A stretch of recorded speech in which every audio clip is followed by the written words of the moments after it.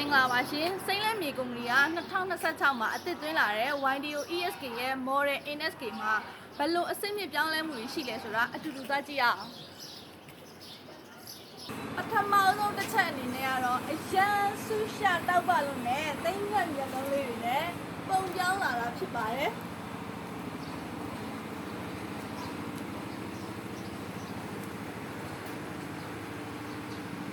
နောက်တစ်ချက်အနေနဲ့ကတော့အိတ်ဆယ်တန်းတွေပုံမကြီးမားတုတ်ခိုင်တာကိုတွေ့ရပါတယ်နောက်တစ်ခုကတော့ ESK နဲ့မတူတဲ့အထိုင်ပုံစံလေးပြောင်းထားပါတယ်ဒီရေတိုင်ကြီးလေးရတယ်ဒီသင်္ကန်းပုံစံလေးတွေဒီဇိုင်းအနေငယ်ပြောင်းထားတာရှိပါတယ်ဒါရမဲလားဆိုတော့မဟုတ်ပါဘူးနောက်ထပ်အများကြီးအဆင့်မြင့်ထားတာလေးရှိပါသေးတယ်တိုက်ကြည့်အောင်နော်စီတိုင်ကြီးပုံစံပြောင်းထားပါတယ်စီတိုင်ကြီးကခြေနှင်းပြားလေးထည့်ထားပါတယ် ESK နဲ့မတူတဲ့စီတိုင်ကြီးနောက်ထပ်အထူးပြောင်းလဲထားတာကတော့ gear ပါ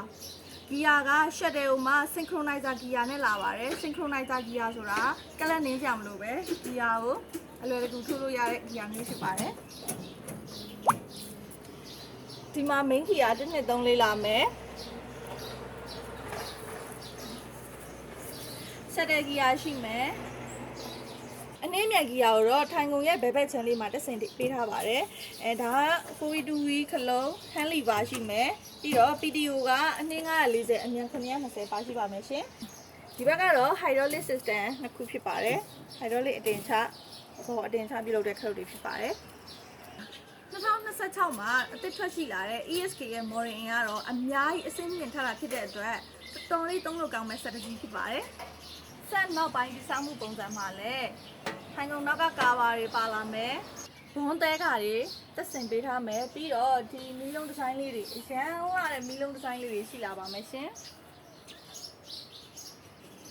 မော်ဒယ်ကိုတစ်စီးလုံးအနေနဲ့ခြုံငုံသုံးသပ်ရမယ်ဆိုရင်အများကြီးအဆင့်မြင့်ပြောင်းလဲထားတာတွေရှိနေလို့မြင်းကောင်ကြီးအလက်ပိုင်းထဲမှာတော့အရွေးချယ်တင်ဆုံးစီးရီးတစ်ခုပါပဲ